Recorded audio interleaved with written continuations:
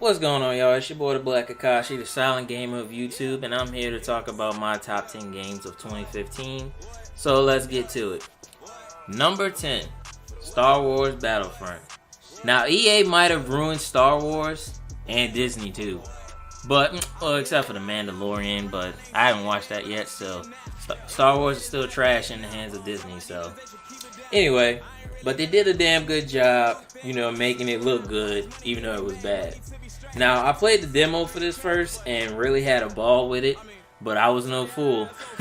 I got the complete edition of this game for like $5. It's a multiplayer only game, so that's another reason why it was hated. But to be honest, I have no intentions of playing the second game, despite it being only like $10. And you get to play as, rebels and stormtroopers, with the occasion of being one of the main characters from the franchise. I haven't played Fallen Order yet, with aka Dark Star Wars or Souls Wars. Yeah, let's call it that, Souls Wars or Star Souls. That sounds better. Star Souls. I haven't played that yet, but I will be eventually. Hopefully they have a price drop for it on Christmas, because I missed out on it when it was like the complete edition or whatever edition it was. It was like for the regular price of an actual $60 game. I missed that on Cyber Monday, but I'm not tripping. If it has a price drop, I'll be getting it and playing it ASAP. Number 9, MKX. Mortal Kombat came back with another great fighting game and the birth of the legendary fighting god Sonic Fox. Well, this was where I first knew about Sonic Fox, and Injustice 2 as well, but this was mainly where I knew about him at. Now, I didn't really put that much lab hours into this game because I kind of, been losing my motivation a little bit when it comes to fighting games. But rest assured, it's back from its hiatus. This game, introduced a lot of great features that they borrowed from Injustice and expanded upon that. Mortal Kombat proves why it's the best fighting game every time they release a new one. Number 8, Dying Light, aka the better version of Dead Island.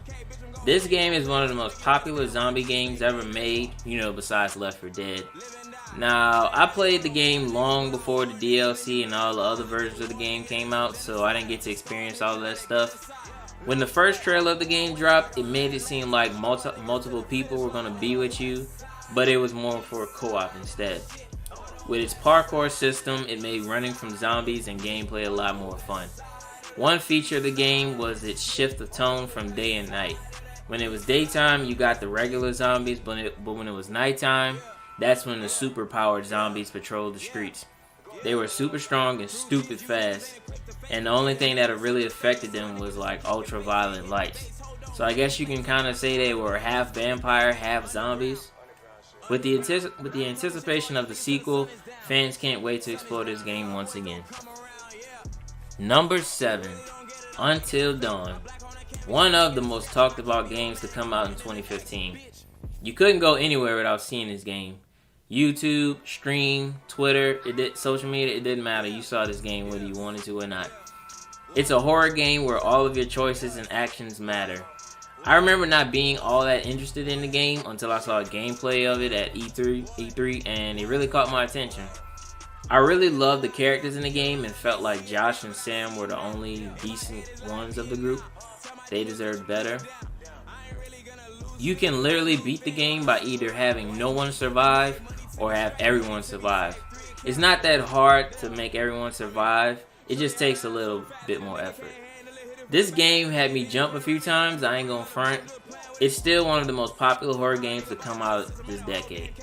I wish we could have gotten a sequel to Until Dawn instead of that new game Dark Median, whatever the hell it's called, because from what I hear, it's a hit or miss, depending on your expectations. One of the first horror games where I got every single trophy for it. A great exclusive for the PS4 and probably one of my favorite PlayStation exclusives. Number 5, Rise of the Tomb Raider, the sequel to the 2013 hit. Lara Croft is now a veteran in the tomb raiding business and is battling Trinity. The graphics in this game are so beautiful. It's the perfect sequel to an already great reboot. The stakes are even higher in this game because you can fight freaking bears. This is, my favorite one of the trilogy and the best one in the franchise, in my honest opinion. But that's for a different discussion. Number 4, Batman Arkham Knight. The quote-unquote final game of the Arkham series and the most controversial game. PC players know what I'm talking about. I never played on the PC, but I've seen gameplay of it from the PC, like Angry Joe and stuff. Like, that shit crashed like every time. They didn't even. That seemed like that always happens on PC. I'm not saying PC sucks or anything. I mean, I'm gonna get one eventually, but PC players are the only ones that experience a lot of crashes. I mean, like, in my whole entire life of gaming, I think I've only experienced like a couple of crashes. But PC players experience it a lot when it's a rush game. Anyway, you face off against Scarecrow and the Arkham Knight as you fight to save Gotham once again. The gameplay and the graphics in this game is so amazing. The fighting mechanics and the new stuff that was introduced in the game were top tier. Like, the new suit you get allows you to move 10 times faster, allowing you to do fear takedowns, which allows you to take down 4 or 5 enemies at the same time, leaving the final guy scared. Or you could just take them all out, depending on how much your meter is. But, like all the other Arkham games, I did everything in the game and had fun with it. Unlike everyone, I kind of like the Batmobile moments. Now, I'm not saying it was mind-blowing, but it was, enjoyable to me. I like the fact that you can drive really fast in the Batmobile and then double tap A or X if you're on the PlayStation, and it just shoots you out into the air. Like, if you hate doing the Batmobile, then just do that all the time. I mean, I know some of the missions were like primary Batmobile moments, but Batmobile necessity. But like I said, I enjoyed it. But one of the negatives I had about the game was with one of its side bosses that involves a certain badass character, and they treated him like shit. Other than that, I liked the game and really enjoyed it. It's not my favorite Arkham game, but it's still a good game in my opinion. Number 3, Ori and the Blind Forest. This game is easily one of my favorite exclusives on the Xbox and one of my favorite indie games I've ever played. This game is so beautiful and amazing, like it can't be touched. I don't even remember what made me want to play this game, but I'm glad I did. Like any other game, it has its raging moments. Like, I know exactly which moments they are, and if you play the game, you know exactly what parts I'm talking about. But, I don't want to go into spoilers or anything. The wait for this sequel is very serious, and I can't wait to play it next year. Number 2, Life is Strange. This is probably one of the better games that does a better job with the whole episodic games than Telltale does. But, that's only because there's a higher budget behind it. But hey, that's another topic of discussion. You play as a high schooler named Max that gains the ability to rewind time and change things that have happened. The story of this game is really amazing, and it has its moments of tension, tears, and frustration. And like all other choice-based games, everything you do and know matters. Like, a really important example is that in the game you can stop a suicide from happening, which was really intense.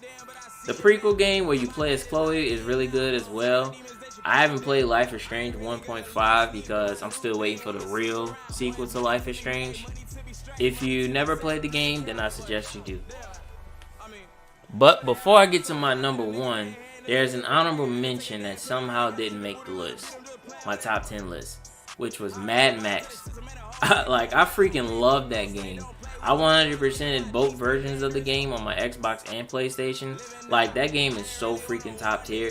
It's like, oh man, WB did a great damn job with that game. Like, it's Mad Max with the Arkham style mechanics of it. Like, it's so freaking great. But anyway, my number 1.